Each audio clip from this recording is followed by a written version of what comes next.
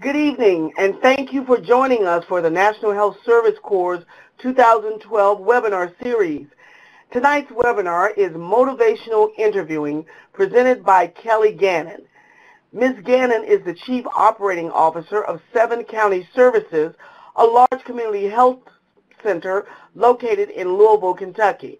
She has worked in behavioral health for over 20 years and earned her master's degree in social work from the University of Kentucky. The goal of tonight's webinar is to provide health professionals with the opportunity to enhance their motivational interviewing skills and better understand the benefits of motivational interviewing. NHSC is pleased to offer continuing education credits of 1.5 hours for all disciplines participating in this webinar. To receive credits, you must attend the full 1.5-hour session. Attendance will be verified throughout the webinar with polling questions. You must respond to all the online poll questions, and once you respond, your attendance will be noted.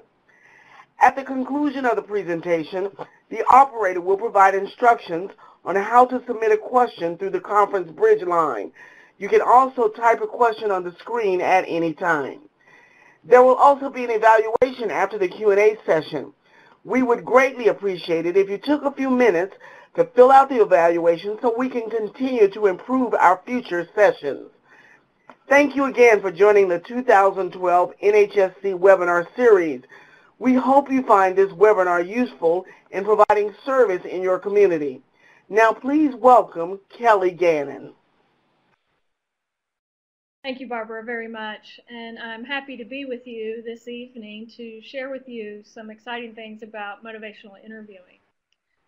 So we're in for a very fun, I think, and possibly interactive webinar on motivational interviewing. This is probably the second or third webinar I have participated in, and the more that we can interact as we go along, the better. So let's get started. The best place to start with talking about motivational interviewing is to start with a definition. Very simply, and we'll go through this piece by piece, but it's a directive, client-centered counseling approach or counseling style. And the thing that I think is very important about what I need to say here is that it's a style, not necessarily an intervention like cognitive behavioral therapy might be, but it's a style choice that we make as practitioners. What we want to do is not just be client-centered like with Rogers or Rogerian, but also to be directive. And I think that's what really separates motivational interviewing from just the Rogerian viewpoint, and that is that there is a point in time where it can become directive. So it's a directive, client-centered counseling style. And again, when you're talking about style, it's not going to fit everybody. So I hope as we go through this and we learn a little bit more about what motivational interviewing is all about, you'll find out whether or not that style might fit you. So it's always about helping clients explore and resolve. Or if we do anything with motivational interviewing, it's about looking into exploring. So our questions are about how do we help the person explore and resolve ambivalence. Ambivalence is key to motivational interviewing. Everybody that we encounter, that we work with, that comes in contact with us in whatever professional setting that we're in, has our clients have ambivalence about the behavior change. And the best thing, and we'll get into this quite a bit as we go along, is that ambivalence is ours to help bring to the surface so they can begin to explore behavior change. So, to repeat, motivational interviewing is a directive, client-centered counseling style for helping clients explore and resolve ambivalence about behavior change. So, what are some of the benefits of motivational interviewing? And let me pause and say here that motivational interviewing got its start in substance abuse work or addiction work, and it has slowly made its way into other realms like behavioral health. It's working really well right now with people who are being diagnosed with diabetes and people who want to quit smoking, people who have other illnesses like SPMI or severe and persistent mental illness. So motivational interviewing has begun to broaden its approach to just about anything that requires behavior change. So some of the benefits. First thing, MI increases treatment retention. I always say that I'd much rather be able to work with someone who's going to come back and work with me than come at them in an approach that says behavior change has to happen now. So MI increases the opportunity for me to continue to work with someone. MI also increases treatment adherence. So if homework is given out, or if medication is the desired piece, or exercise, or whatever it might be, treatment adherence is also improved. MI increases job satisfaction, our job satisfaction. We all know how difficult it can be to work with people who are struggling with trying to make behavior change in their lives.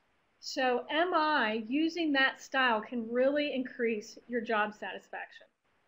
Along with that, then, it decreases staff burnout. I have been, like Barbara said, in the field for over 20 years. I started out in the addictions field. I worked my way into working with people, adults with mental illness. I've worked with children. I've worked with families. And I tell you what, it really does, using the style of motivational interviewing, does decrease my cynicism and my burnout. I also am a LCSW supervisor that helps people reach their licensure, and I talk a lot about how MI really helps you with all the difficulties in working with folks. So MI works concurrently with other approaches, and that's the other thing that I really love about MI, is that it's really the foundation or the style that I use that directs everything that I do, but then I can use it concurrently with CBT, with PCIT, with some of these really great approaches out there. Okay, so let's get into the things that we're going to cover in this hour. First of all, the general principles. This is just a quick overview, but these general principles are fundamental to motivational interviewing. Number one, reflective listening, and we're probably all very familiar with what reflective listening is and how it can be applied. What MI does is they really teach you about timing. They really teach you about what it is you're trying to accomplish when you actually apply the reflective listening. It's not just about saying, I heard you, I understand. It's also about how can I help this person resolve the ambivalence that they're having right now. So we'll go into that in some detail. Develop discrepancy. We all probably understand this concept pretty well in our own lives, and how we feel two ways about something. In any behavior change, from changing the way we eat, our diet, to our exercise routine. We can tell anybody who might ask us the difficulties we're having in making that change and the pros and cons of each side. But because it's us, we may not recognize that that's what we're saying and doing. So that's what it is. That's my job as a counselor. When I'm hearing someone speak to me and I hear the discrepancy and they don't, that I help them develop that discrepancy. Okay. And here's one of the more controversial things I think with motivational interviewing is people go, well, how can it work if you're not going to actually directly confront the issue at hand?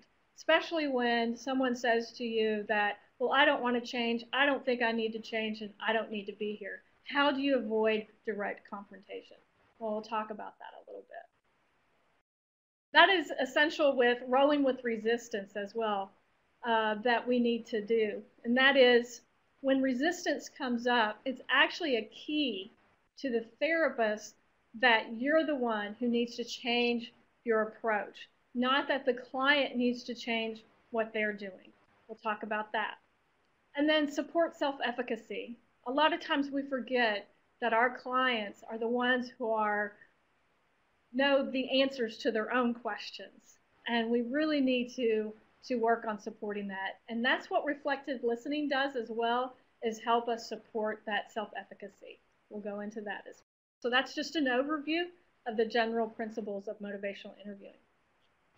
So principle number 1, let's get into reflective listening.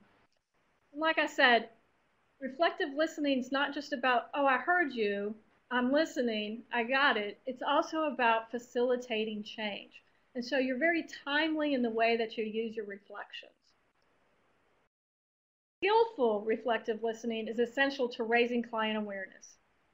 You use your reflective listening points and skills to say, not only did I hear you, but did you hear yourself? So the better you get at being a reflective listener, the more you'll be able to raise awareness for your client.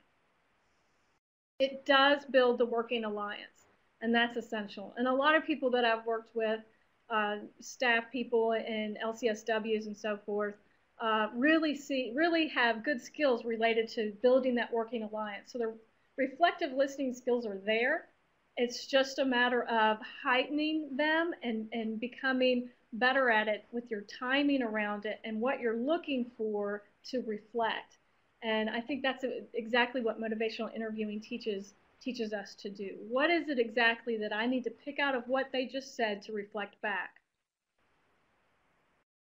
It also demonstrates that I'm coming alongside the client. I'm really listening. I'm really hearing your story, and I'm not putting my judgments or anybody else's judgments, like society's judgments, into their story. I'm actually coming alongside to seek to understand. It shows interest. I'm showing that I am interested in their side of the story. I'm interested in helping them, and it really builds that alliance. It helps me follow the client's story. If I'm focused on doing some reflective listening, then I'm really following that client's story, and I'm not doing my own thinking in my own head about where do I need to go next? Where's my agenda is I need to get to this place with this client. If I'm doing reflective listening, the chatter in my head about where I should go next with this client is shut down because I know exactly where I need to go because they're leading me in that direction. Okay, so let's just kind of put together what a reflection might look like. It's a hypothesis. It's an actual guess about what the speaker is meaning. So if someone says to you, you know, I've had a really tough, hard, long day, you might reflect back to them that they're really feeling wore out tonight. So you might put into that particular meaning that they're wore out. And it's still a guess. And you want to have them to have time to react to what you've done to imply meaning into this reflection. And then sometimes you're right and sometimes you're wrong. What I like about it is when I'm wrong, they tell me, and it's okay, and I go, gotcha, missed that, so now I know what you mean. So that's another good tool for reflective listening. A statement is to convey understanding. At least, am I getting this right? Am I following you the way I think I should? Your intonation should be down. If you're redoing a reflection, it's not a question, it's an actual statement, and you allow the people that you are working with to respond and to react to your implication in the meeting. So, for instance, you might start your reflections with really short stems like, so you'll know you're doing it right if you go, sounds like you're having a tough day. So, this has been difficult for you. Seems like you're really struggling. You feel overwhelmed. So you see how those kind of start versus saying something like, so you're really having a difficult time? Or so you're really angry with your mother? Something like that. You don't. That's not a reflection. That's a question, and it's a yes or no question. Hope this is making sense. I don't see any questions at this point, so I'm going to keep trudging forward. But if you have any, please let me know. All right, there's two types of reflections that we use in motivational interviewing. The first one is a simple reflection, and it's the one that actually conveys the understanding, follows the story, builds the alliance. That's what simple reflections do. What complex reflections do, which we'll get into in a minute, they're the ones who actually develop the discrepancy and help you resolve the ambivalence with your client. So the simple ones is you repeat an element of what the client has said. So if the client comes in and starts describing their day or starts describing an interaction they had out in the hallway or talking about their job or whatever it might be, or even the exact problem that they're trying to focus on with you, then you just repeat an element to say, yep, I'm following along, I'm getting this, I got it. That's going to help build the alliance. So you just repeat a simple element. Rephrasing is that you stay close to what the client has said, but you substitute words or you rephrase what was said. So again, you're still listening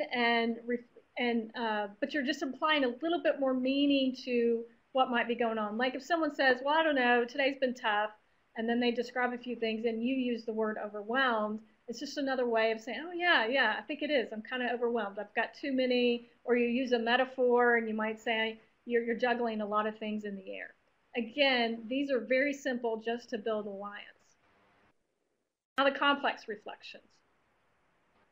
So the therapist actually implies the meaning in what was said and reflects it back to the client. So sometimes we have clients, like I said, let me go back for a second, because motivational interviewing is about helping someone who actually needs to resolve that ambivalence and develop that discrepancy.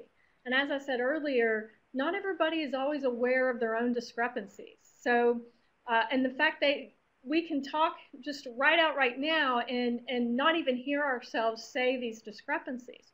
So when you're paraphrasing and you imply meaning in what is said and you reflect it back to the client, this is when you're really trying to develop discrepancy. So if you hear it and you know they didn't hear it, then that's the opportunity to reflect it back.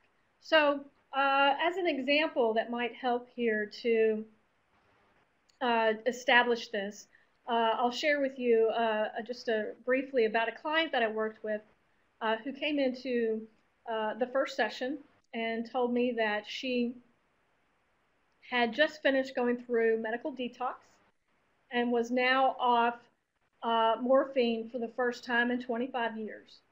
And she wanted to stay off that morphine. And as we talked over the next 15, 20, 30 minutes, what I learned from her is that she wanted to stay off that drug, but she wanted to continue to smoke pot. Okay?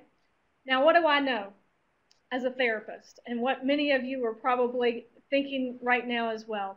I know that marijuana is likely to lead her back to her morphine use, right? So I had to, sorry, I keep going black there, okay. So what I had to do was really listen to her story. I had a chance to really work with this woman, or I could say, well, now you know that's going to be really difficult to smoke pot and not go back to morphine. The thing is, she already knows that. So it's my job to reflect back what I've heard. So I said simply to her that she really wants, so I said, what I'm hearing you say is that you really, really want to get off the morphine because you really see the problems it gives you and it causes you.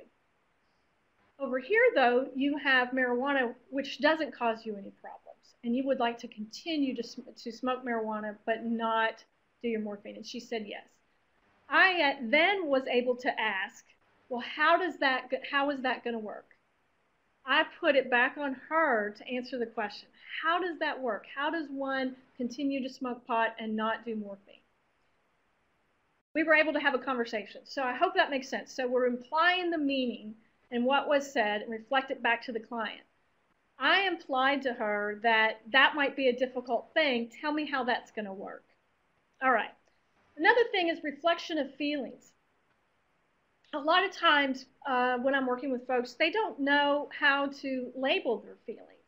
And they'll dance all around it. So a reflection of feeling is when someone's saying, I just don't know what to do, this is a struggle, but they're not saying words like, I'm sad, I'm angry, I'm hurt, I'm overwhelmed.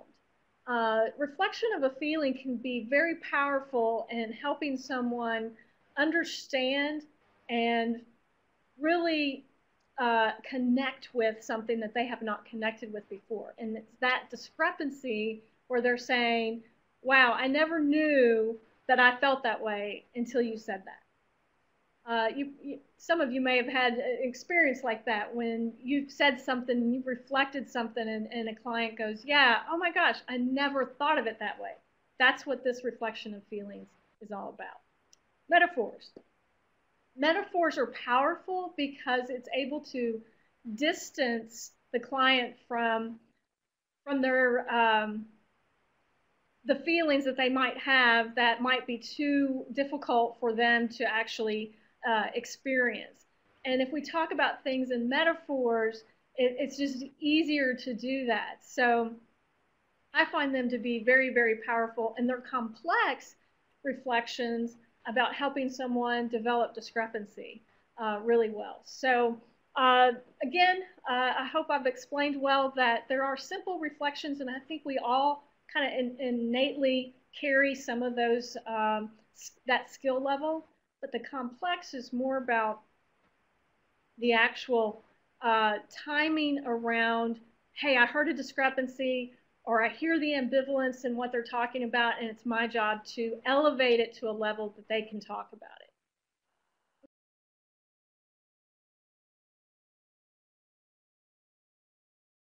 Excuse me for a second, because doing all this talking by myself, I need something to drink. Thank you. All right, so let's go on to principle 2. Develop discrepancy.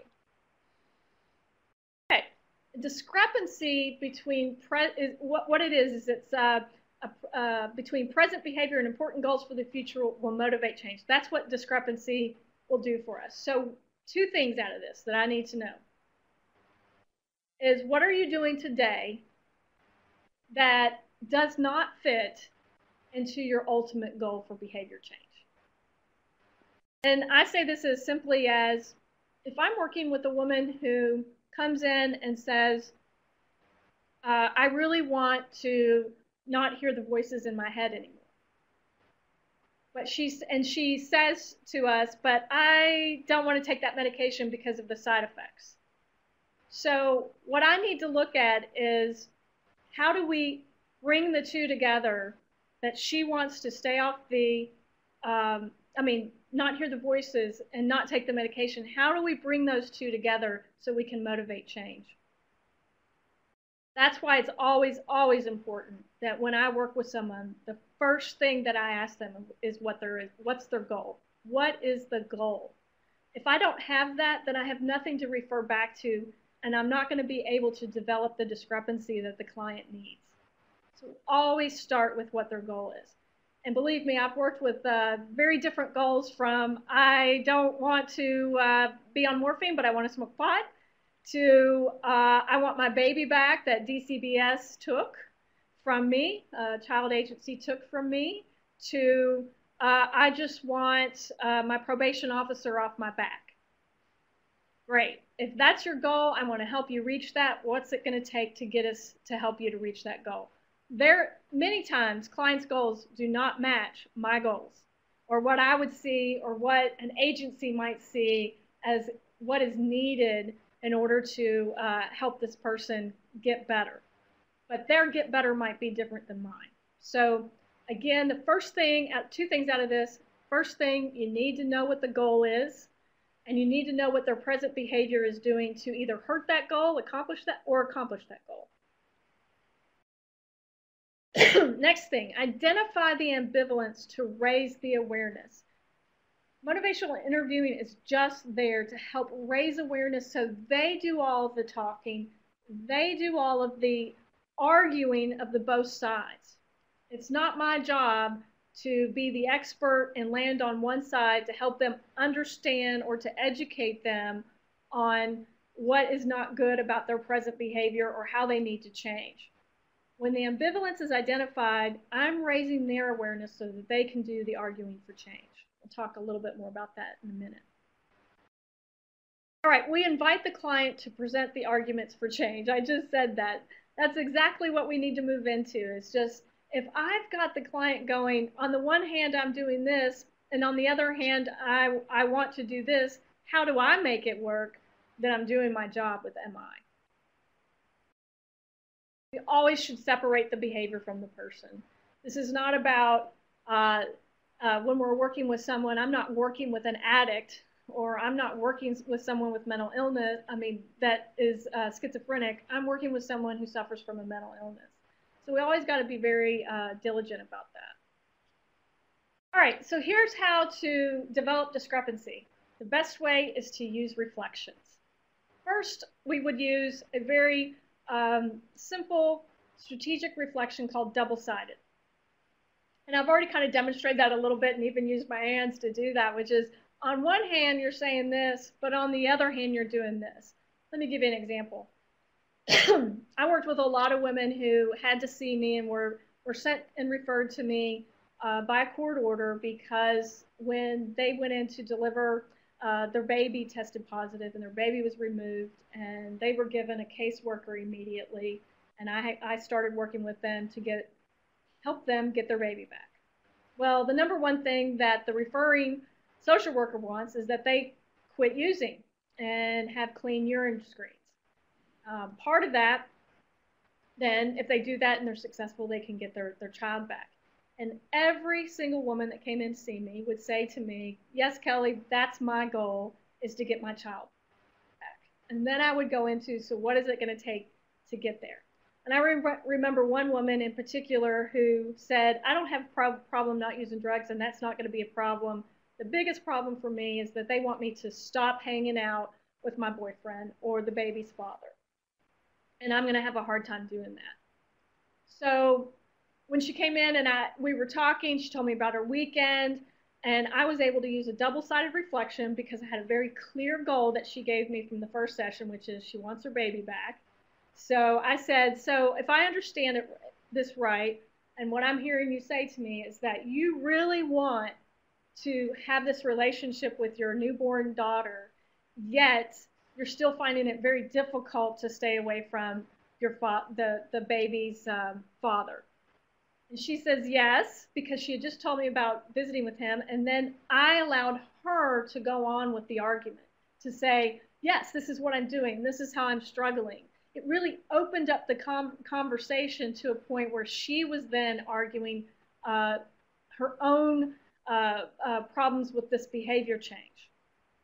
I'd like to say that this worked out perfectly and she gets her child back and all of that, but sometimes some people aren't ready to change even when they recognize and have awareness around this. But that was my job. I helped raise that awareness, and she was able to argue why she needed to change and why it was difficult for her to do so. All right, so that's a double-sided. Turn up the volume to help develop discrepancy is with an amplified reflection. So we might say something like this. If someone come in and said, well, it's no big deal. So what, I hung out with him, I'm not going to get caught, and it's no big deal. So you might say something back as a reflection, so you really don't care what happens if you get caught. And they're like, well, no, I'm pretty sure I'm not going to get caught. And they just kind of react to that and like, oh, wait a minute, am I saying that? So you kind of amplify what the bottom line, well, I mean, not the bottom line, but what the actual behavior change might become if they don't intervene and they don't change. So you turn up the volume of the reaction or the consequence and have them react to it. And go, yeah, I guess, I really didn't think I was saying that, but now that you say that, I think I am, and I need to look at that. So turning up the volume. Pros and cons. One of the best things you can do is, okay, let's just look at it here. Let's list the pros and cons. And that's what I did with this young lady as well. As I listed, what are the pros that are continuing to hang out with the father, and what are the cons to hang out with the father. And she labeled all of them. I didn't have to do any of the work. I just helped guide her. And in the end, she knew what she needed to do, and it was a matter of choice whether she did it or not. And in this particular case, like I said, she didn't do it. But in other cases, like the woman that I worked with that wanted to smoke pot, we got to a place where she was able to say, I can't do this, it's not going to be successful, and if I don't make a change, not only in this area, but in the area of smoking pot, then I'm not going to be able to make it. You want clients saying, I'm not going to be able to make it. You don't want to be the one who says, you're not going to be able to do this if you don't do this particular change. So pros and cons, very powerful use for developing discrepancy. Okay, we're on principle 3, avoiding direct confrontation. And I think, like I said earlier, that this one can be a little difficult for folks because sometimes people so blatantly say things that we go, you know, did you hear what you just said? And can you really think that you're going to be able to do that? Or like, for instance, I've been told at least 100 times, if not more, that the only reason they tested positive for drugs in their urine screen was because they were hanging out with somebody who was using, and maybe they inhaled smoke, or, and you know, my expert in me says, yeah, you know, you can't test positive for that, and that's going to be a really difficult thing, and so, you know, that's my instincts to do that. But usually what happens is if I start taking that stance and telling them, well, if you just change your diet this way, or if you don't hang out with people who smoke pot, or if you just start doing this, what happens is they start justifying it. And they start getting on the side of one side of the fence, and I'm on the other, and we're what we're calling wrestling rather than dancing, and we're wrestling around who's right, who's making the most sense, and all of that. And it's not productive, and I can lose a lot of people in the rapport that way if I start arguing on one side of the fence. So that's resistance, and that's what I've got here. Resistance is a signal to me, and not the client, but to me, to change my strategy. And believe me, I've been practicing motivational interviewing now for 15 years. And I'll get into a really good session with someone, and you know, midway through the session, I'll find myself, oh, wait a minute, there's some resistance there. What have, and I now have been able to go, okay, what am I doing that's getting in the way and creating some of this resistance? And it's my signal that I need to change my strategy and back up and go, how can I get back into some reflections so that the client doesn't feel threatened by what I'm saying? So it can still happen. It's very difficult not to get into that place where you feel like you're trying to convince or and give good advice, or what if some of the other things that we feel like are helpful things actually turned out to be not so helpful. So if I put a client in a position where they feel like they have to defend their position, it's just going to breed defensiveness. And I know all of us can probably count on recount a time when we were working with clients where that's exactly what happened. Is that they were defending, they were and it just bred the defensiveness, and we lost. And you know what happens is that the client just doesn't come back to treatment. And if you remember from the beginning, MI, one of the things that it does is help us and the client with retention. And what I find is I have more to work with if you're showing up, but if I lose you after the first session because I didn't change strategies and I was trying to argue and take the expert stance on the behavior changes that you needed to make, then I have nothing to work with if you don't come back. So I really appreciate MI for that people keep coming back, and we keep having something to work with. So again, principle 3 with avoiding direct confrontation is that we want to avoid getting into those arguments. And when I say arguments, I don't mean that you're going back and forth with a client, but there is a banter I think we can get into with clients that's unproductive. That, you know, neither person is hurt by it because it's not personal, but we're definitely arguing strategies or arguing behaviors, and we're really not being productive for the client or for ourselves in that situation. What? Okay, and this is one of the things that I really appreciate. And when I said, when I get stuck and it's my turn or my signal that I need to change strategies, uh, I like to think of the fact that I can get out my oars and start over. So if I'm stuck, get out your oars. And this is what oars are all about. You start with open questions. So you start with something like, describe to me, tell me more about that. Tell me what I missed there. Tell me what I'm not understanding. Tell me more. Or describe to me what that might be, that experience was like for you. I wasn't there, I don't know, or whatever, but describe to me. Or if you're really just trying to understand for the first time what someone's going through and you're meeting them for the first time and they're trying to tell you what their problems are, and there's a real difficulty in focusing on that, you might say, well, tell me about a typical day. Describe a typical day to me so that I can understand from your perspective as you're going through the day how this particular problem affects your day. So we call that typical day. And it's a great opening question for anybody that you are seeing for the first time. But open questions will always take me back out of that place where I might be arguing with a client. Affirmations.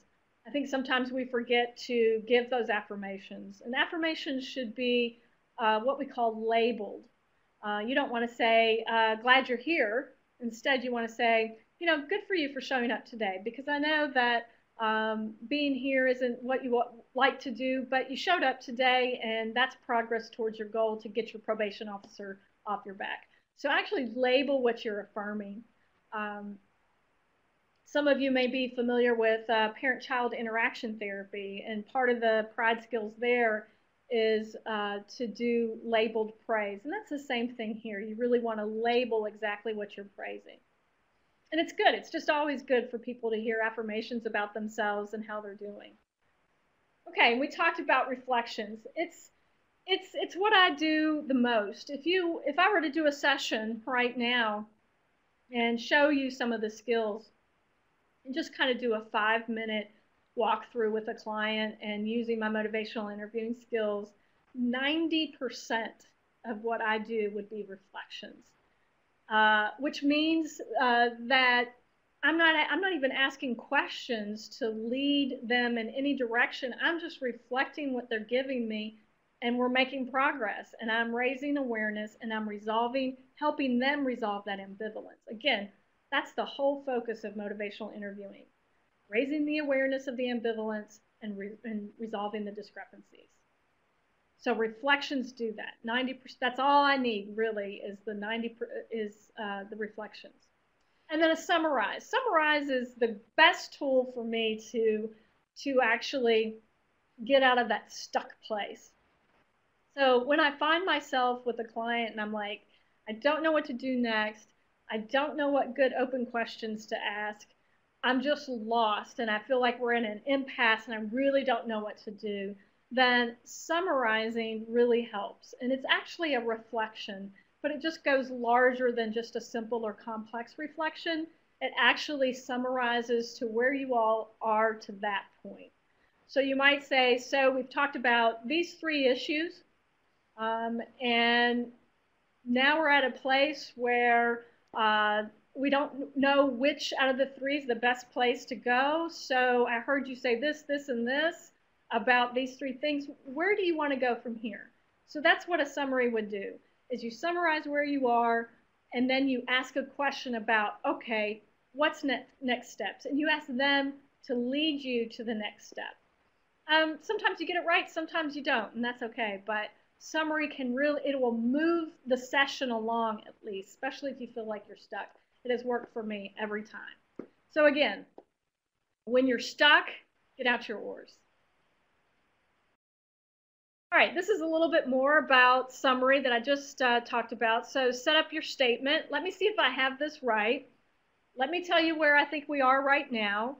Or where does this leave us? Where are we? Where else do we need to go now? I know for me that sometimes I'll get people that come into a session with me and they want to throw up. They just want to say, here's what's going on, blah, there it is. And usually they'll say, wow, I feel better, because they've just taken all of that emotional garbage and let go of it. Well, after they do that, then it's like, okay, well, where do we go from here? And I use summary a lot to help generate the next part of the session after they've regurgitated their emotional baggage. So I'll summarize all of it, and then I'll say, where does this leave us? Where do we want to go with the next 20 minutes, 30 minutes, whatever you got left, to help you resolve these issues, or to help, what's the goal of the session today? And it just helps get things really focused. So I usually don't wait 30 minutes for that to happen. I'll usually give someone a good 5 minutes. I used to wait 30 minutes, but now I give them a good 5 minutes to just let that release happen, because that is important, I think. And then we summarize and move forward.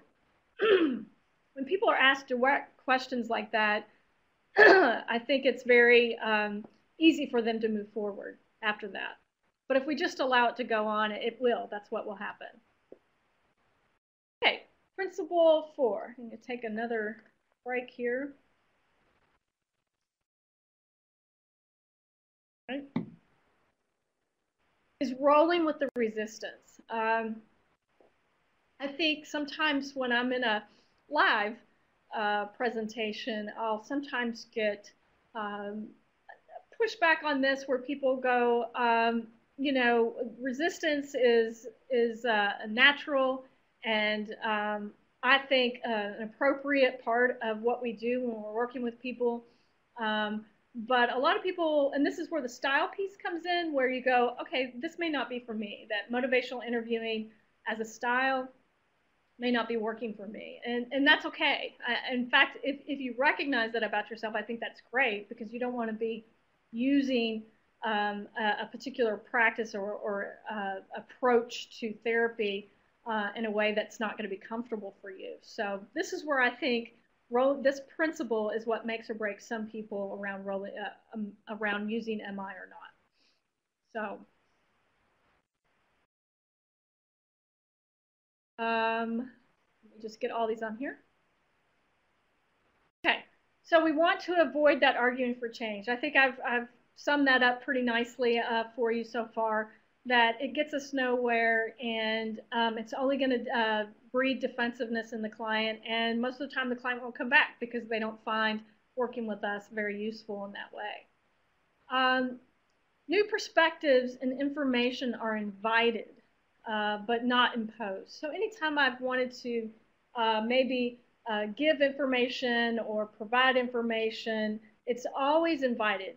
Would you be willing to hear some feedback? Or would you be willing to hear some information about a parenting class? Or would you be willing?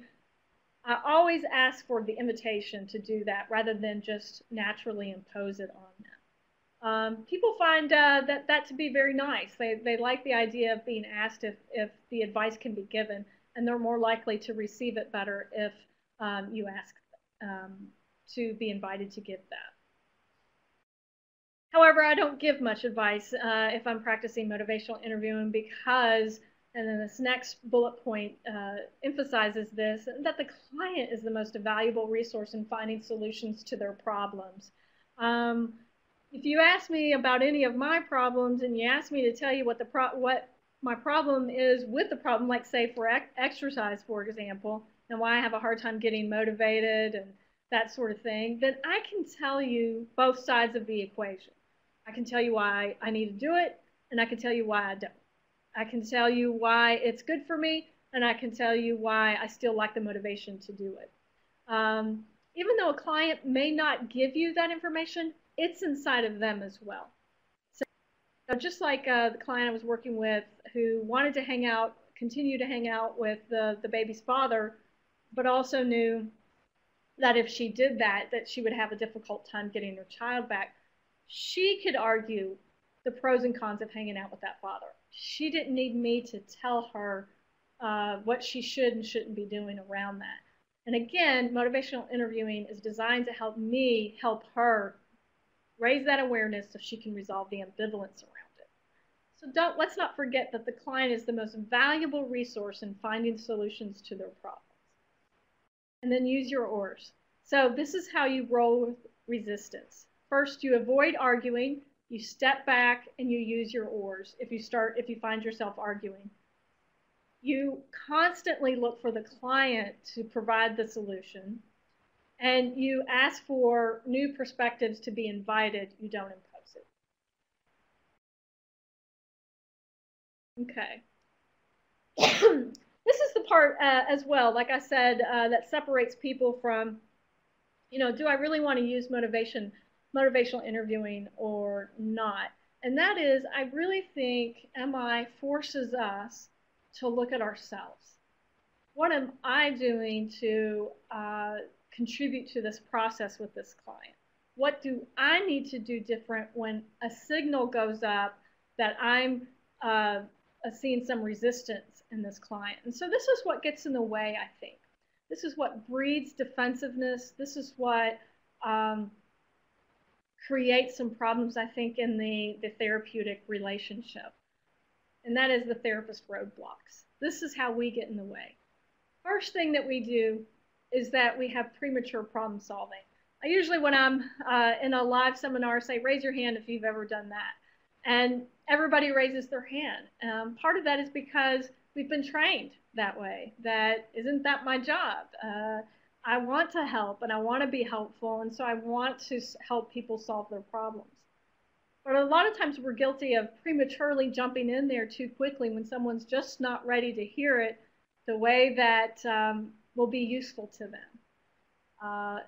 You've probably been on the receiving end of that, where someone's tried to prematurely problem solve with you. And so you understand that frustration and that problems and the defensiveness that it breeds in you. All of this is very relatable, I think, and I try as often as I can to put myself in that client's position. And absolutely, I can understand when anybody's tried to move me from one place too quickly to, going, okay, this is what you need to do. I've been very resistant and given many reasons why I'm not going to do that. So we're guilty of that, most definitely, premature problem solving. Another thing that I think we do is that we get logical with our client, because isn't it logical that if you do A, then B is going to happen? And shouldn't we all just know that? And if we follow that, then we should be okay, because A equals B, and of course I don't want B, so I'm going to do C, whatever it might be. One of the things that I always say here is that has anybody ever been driving down the road in front of a hospital and seen the nurses on the sidewalk smoking cigarettes? Yes, you probably have. And do you think if you stopped your car and went up to that nurse and started being logical with her about her smoking, that would change her behavior? Well, absolutely not.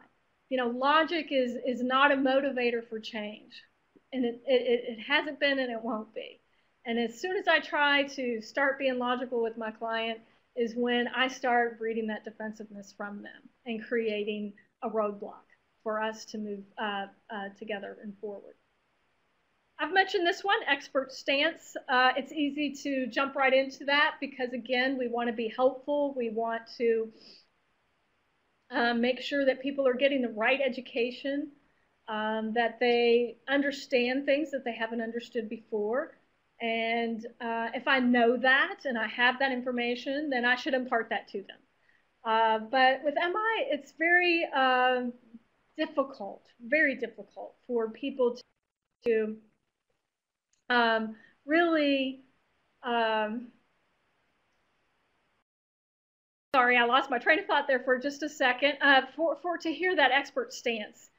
Really, really difficult. So, and I don't want to hear it usually when I'm going to people either. I'm wanting to say, listen to me first. Hear what I'm struggling with. Let me know that you're actually hearing me before you start telling me what I need to do. Makes sense, doesn't it? So that's one way we can elicit the defensiveness that we don't want to.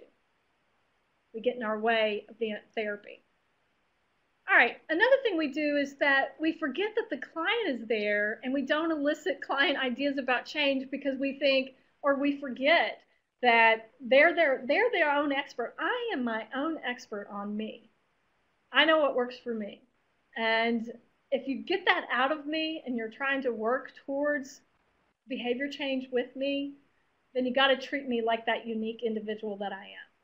So I always want to be asked, what do I think I should do? What have I done in the past that's worked? And what have I done that didn't work? That is so important. I want to know from a client immediately what worked and what didn't. So sometimes we forget to elicit client ideas, and then the client starts feeling like we're preaching to them or becoming too much of a dominating the conversation and saying this is what you should do, and back to the expert, and we just forget to elicit what ideas from them.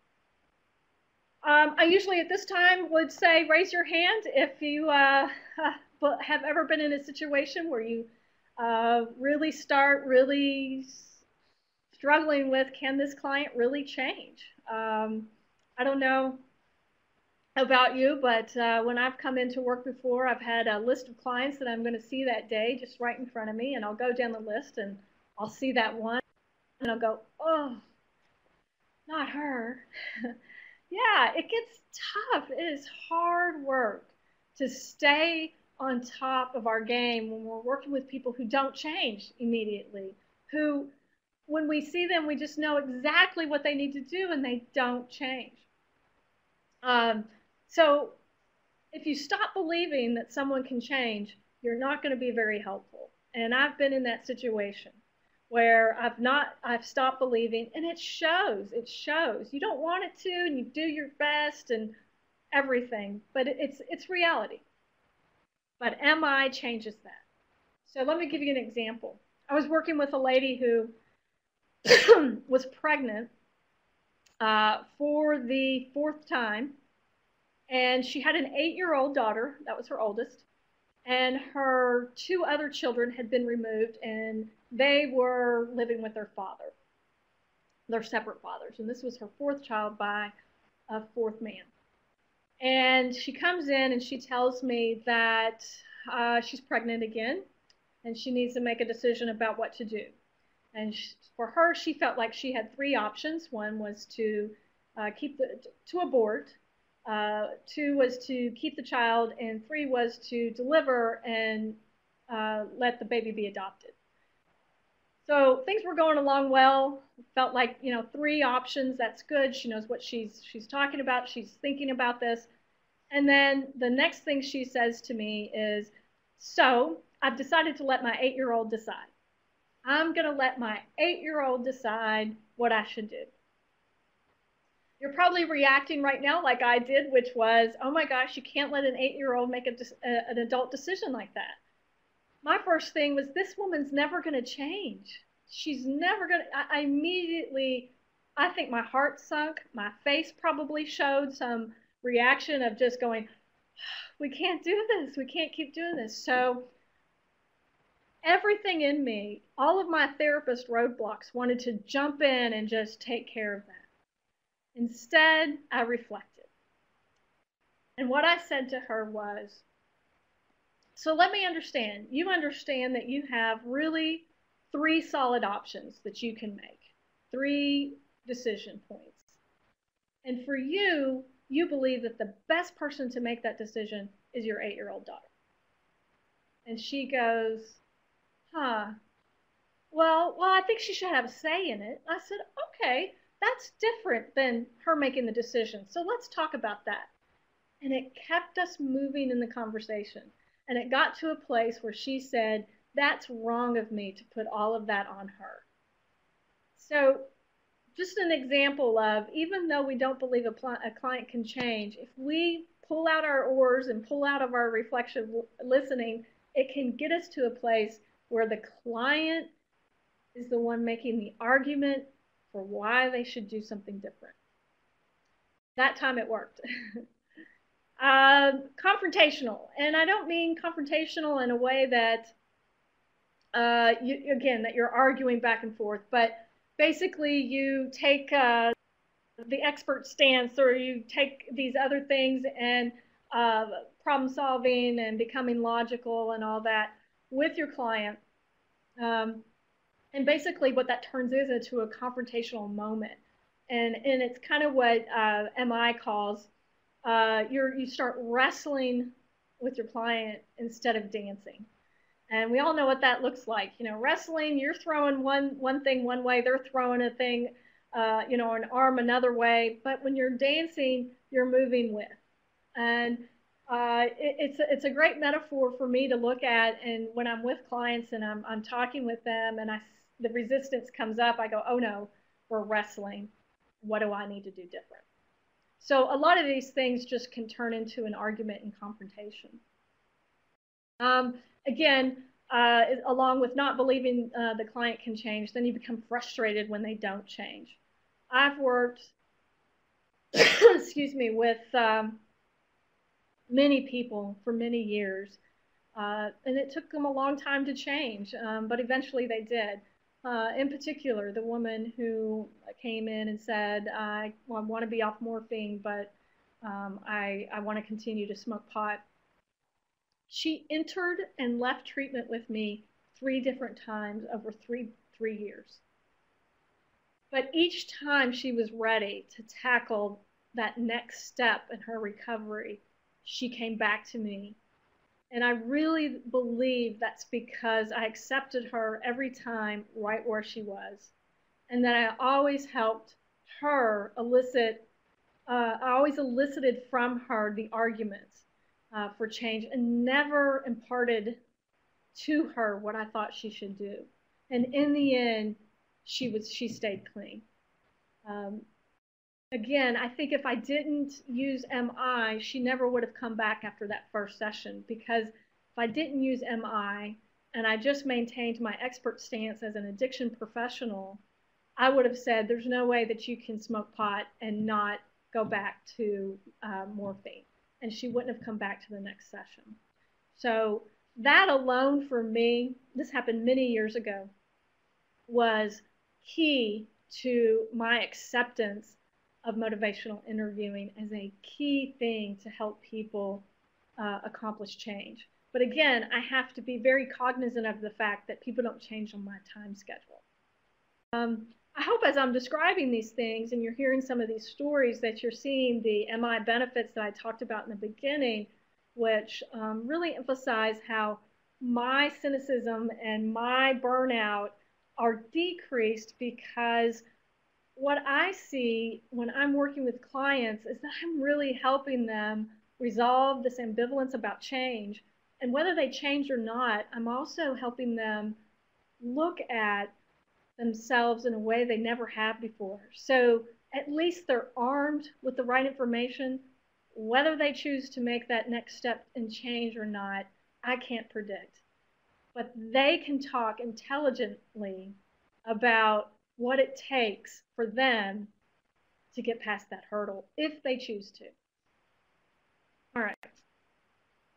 Next. Okay, so principle 5, we want to support self-efficacy. Let me get all these up here. So we have to believe in the possibility of change for everybody.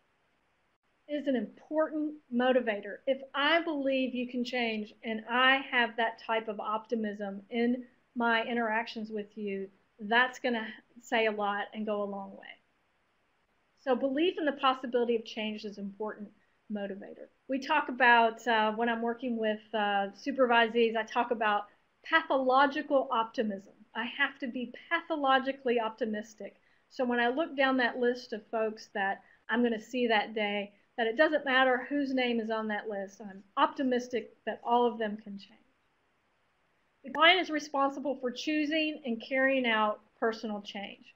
This is that piece where I go, okay, I'm going to do my best MI, and I have to remember that even if I do my best MI, not everybody's going to change. Not everybody's going to benefit from this.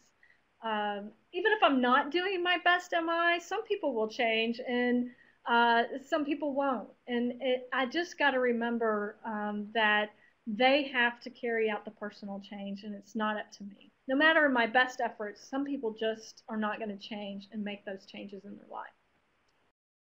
I got to remember to praise accomplishments.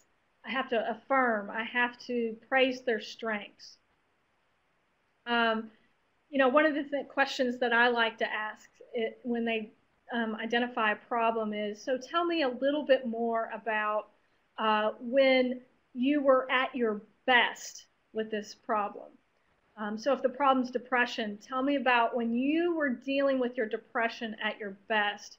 What was it that you were doing to make this work for you? So then I'm able to identify with them what their strengths are, and I can praise those and use those when they're talking about their goals. So very good stuff there when I'm doing that. I have to express my belief and hope that they can change. So the young woman who wants to let the 8-year-old decide, that was a tough one, but once we went through it and I was able to use the reflections and the open questions to guide her and lead her to her own arguing against herself that that wasn't a good idea, then I was able to have more hope, and I was able to express that to her. And so what I was able to say is, you know, I just want to kind of put out there for you what happened here. You came in saying that you were going to do one thing, and you're leaving with a better idea and a better knowledge of why that initial decision wasn't a best decision that you could make. And so I was able to express my hope and my belief that she was capable of change. So good stuff there. And then you want to focus on the small changes. There's no way that, and I've not ever seen this in my career, where someone comes in one day and, you know, an hour later at the end of our session, they've made all the changes that they need to make. You know, changes are small. It takes time. A lot of times people are changing entire lifestyles. Sometimes they're making, you know, smaller steps than that, but change is hard, and I always have to remember any change that I've made, whether it's something that I've needed to do in my life or not, has been difficult. So focus on the small changes, make sure that we affirm those small changes, and it really supports the self-efficacy, that people start going, oh, I am capable of change. I am capable of this. Look what I'm doing now. I do a lot of training around motivational interviewing, and one of the things I do is a 2-day training. And when I do the two-day training, I always break people out into small groups, and one of the things I do is have them interview each other around real issues. And so I remember this one particular lady talking about needing to save money, and that was a real struggle for her and her family, and she didn't feel like she did it enough, and so forth and so on. And when we interviewed her a little farther, we learned that the past 3 months she had actually taken a car payment that she no longer had, that had ended 3 months earlier, and was putting that car payment into a savings account for the past 3 months, and acting like she didn't have that money that she didn't have before that she has now. And so we focused on that small change and about, you know, that she was successfully keeping to that 3 months in a row. It was a great. She didn't even recognize it until we pointed it out. What she said she had been doing. It's just like, wow, that I didn't even recognize that. That's the kind of thing that really helps clients as well, where you start pointing out things that they take for granted, and they go, oh, well, I should be doing that anyway. But let's point it out and really share with people the great things that they're doing for their lives. Okay. Next, you know, the part when I gave you the definition of MI, one of the things I pointed out is that it's directive. It's a little, it's Rogerian in that you were really client-centered and client-focused, and we talked all about that. But now it gets to a point where you can really direct the conversation. You can really be directive in the way that you help somebody raise their awareness. And the way that we do that is through evocative questions. We're evoking something out of them. We're invoking the awareness. We're evoking the discrepancies. So here's a couple of ways, or a few ways that you can do that and be directive. First of all, ask them the disadvantages to the status quo. Things stayed the same. What does that look like? What's the disadvantages to change? What's the disadvantage to staying the same? You're really being directive in that you're asking them specific questions around the behavior change that they're looking at. So a lot of times what MI would tell you to do with this is to actually write these things down. And they have a 4 quadrant thing that you can look at where you can put the disadvantages to the status quo, advantages for change, optimism, and tension. So you can put these 4 quadrants and really have people look at what they're doing. That's very helpful, and I always do that in session with people. And you're directing the conversation around this. And you really get to some really good, needed information, and you get the client to tell their story in a way that is going to help you in the future, and how you work with them and how you help them resolve this ambivalence that they might have around their behavior change. So disadvantages, advantages for change. How optimistic are they that they can actually do this change? So important. And I think, let me just check. Yes, I'm going to tell you how to do that in just a few seconds here. And then intention to change. I bet let's go back to the nurses on the side of the street that are smoking outside of their hospital. I bet if you asked any one of them, they would tell you that at some point in their career as a smoker that they have had thoughts of changing and stop smoking, and they've wanted to do that. But if you ask them how optimistic they are about actually following through with that, you might find that that level is pretty. And this is how we get to that, and this is why this is so important. So when you're eliciting change talk and you go through all the advantages, disadvantages of where you are, and you do the pros and cons and so forth, one of the things you need to pull out is what we call the IC ruler, or the importance/confidence ruler. And it doesn't say that right here, but that's what it is. It's the IC ruler. So importance/confidence. So the first thing you want to ask them is the importance. How important is this change that you need to make to you in your life?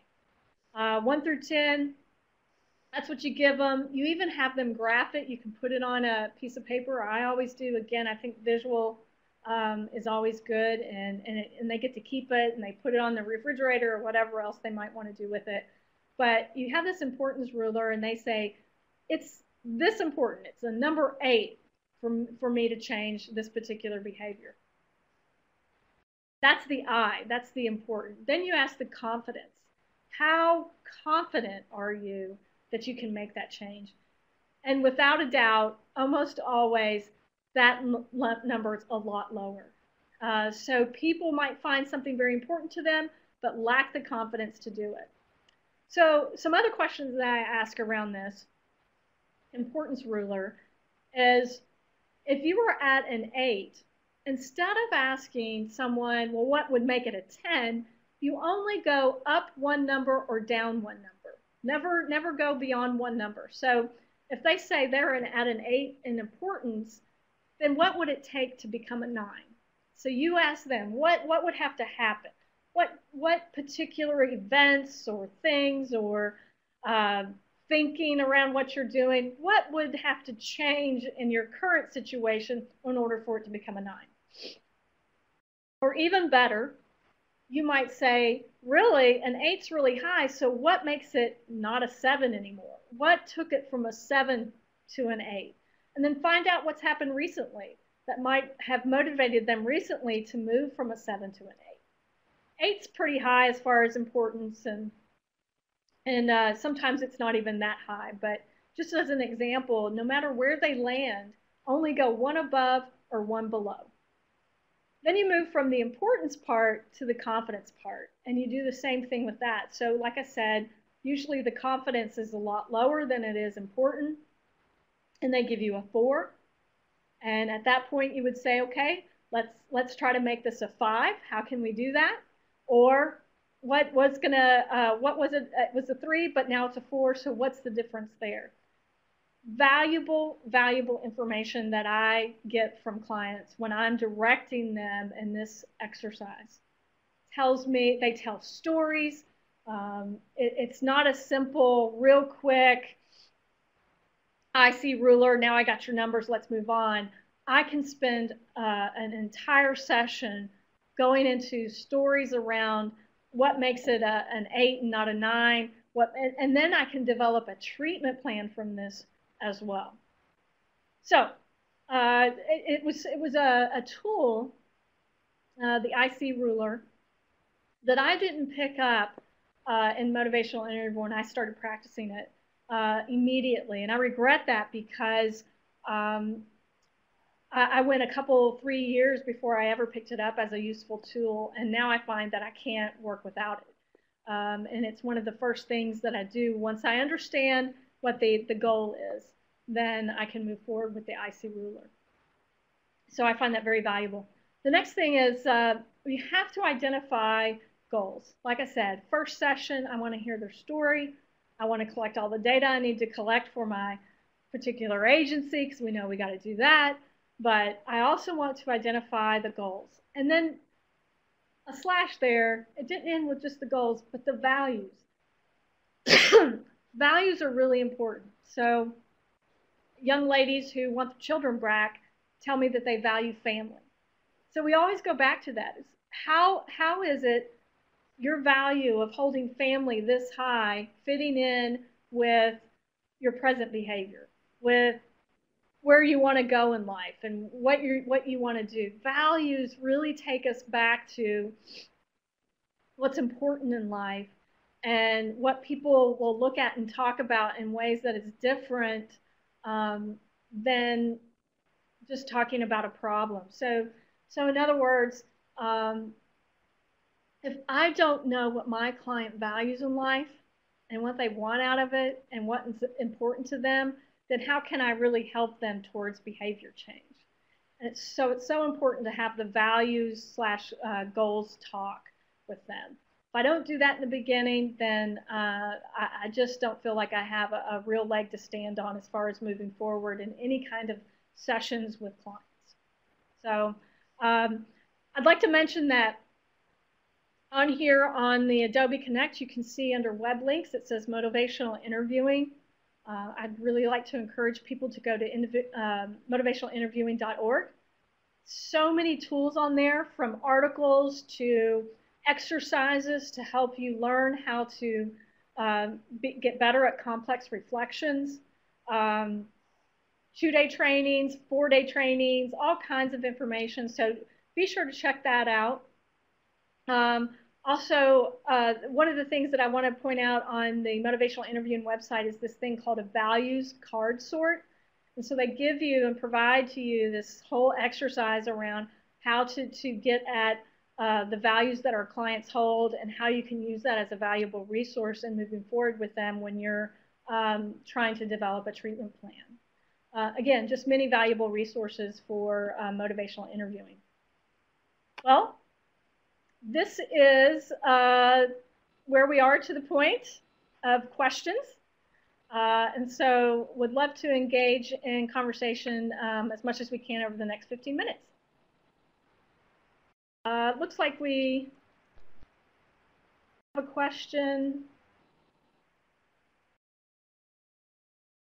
Do you move the client to look at deeper fears or beliefs? For example, the woman who was having a hard time not being with her child's father, would you see if she has fears about parenting, her childhood experiences, et cetera, or do you keep it more about behaviors and thoughts?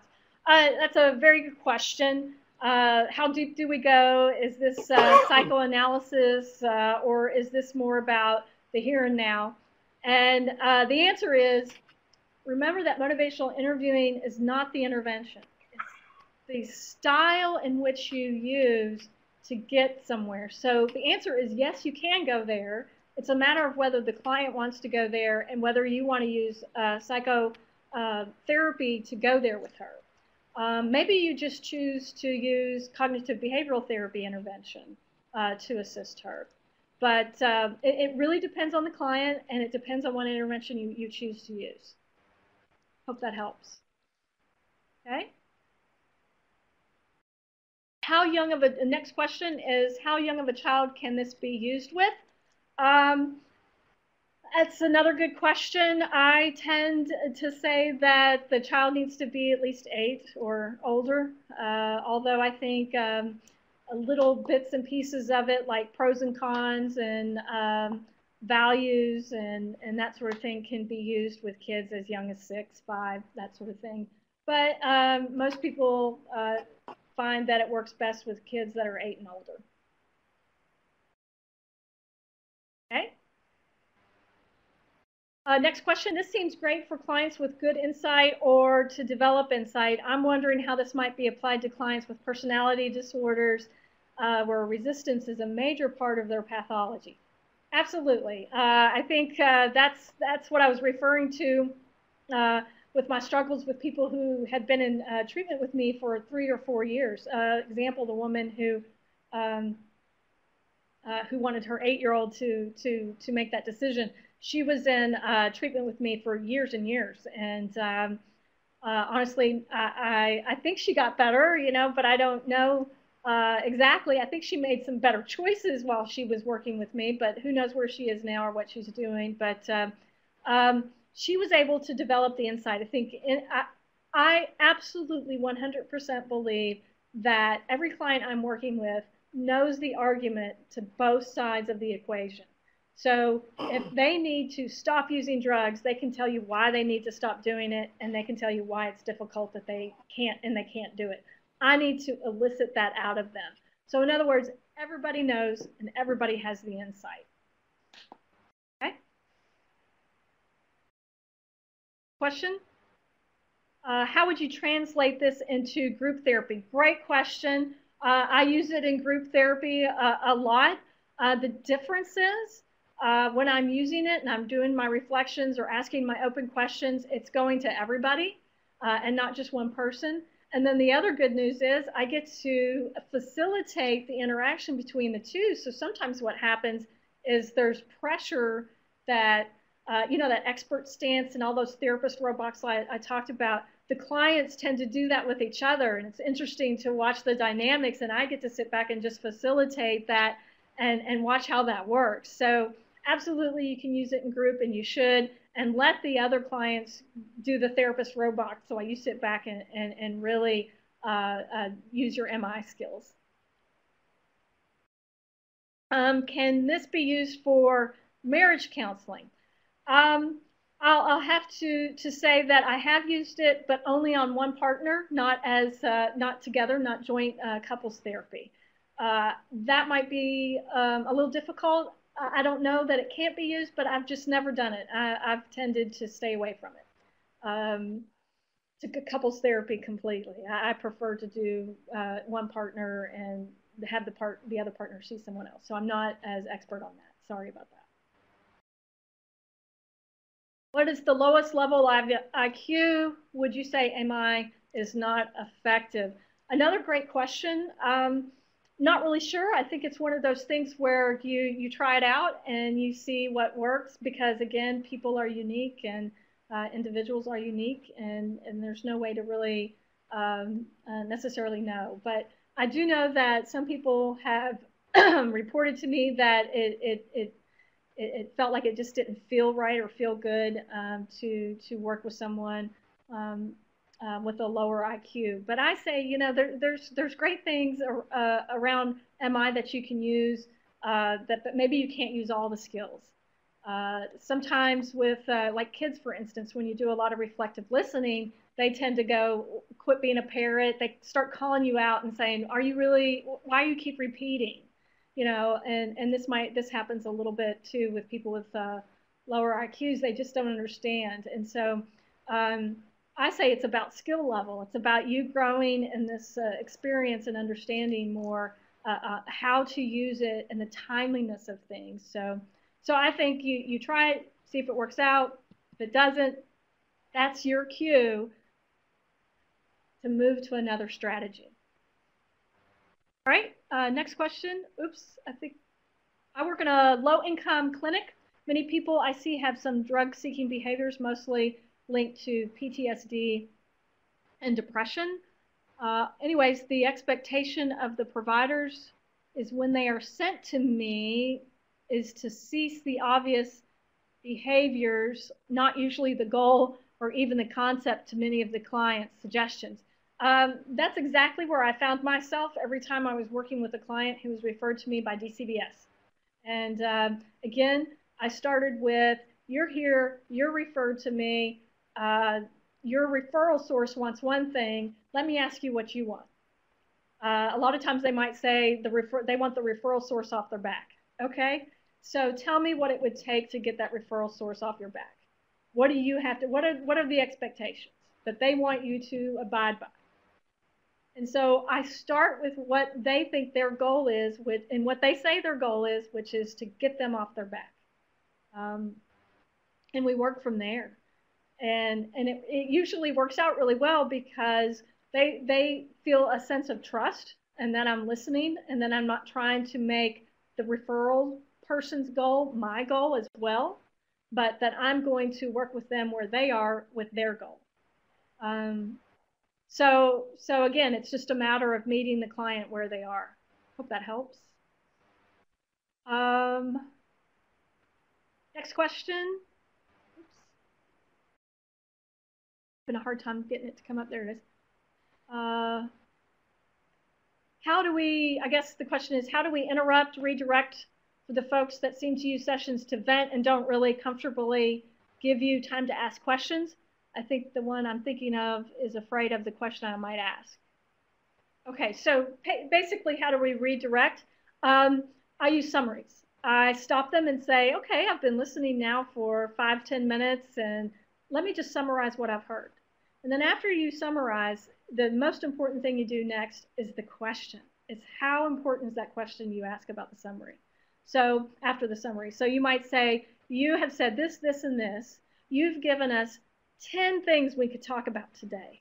But that's way too many, and there's just no way we would be able to accomplish anything if we tackled all 10. So let's pick one thing out of those 10 things that you want to focus on for the rest of the session.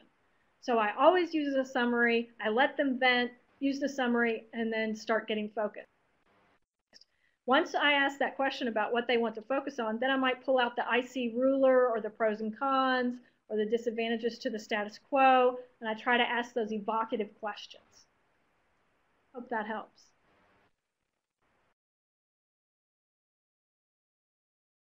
What resources, what do you do to, oh, sorry, went back to the last one. What resources would you recommend for additional training or more intensive training in motivational interviewing?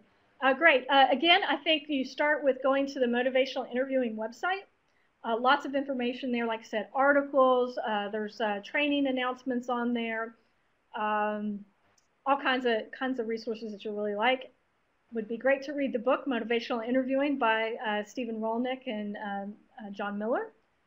You'll like it. I think the best, though, is to talk with someone else who's doing motivational interviewing. And you work with each other and talk with each other about, I tried this, this is what happened, am I doing this right, that sort of thing. You get better and better if you keep talking to other people who are doing motivational interviewing. So if you could get a nice class, a workshop with a 2-day workshop to get you really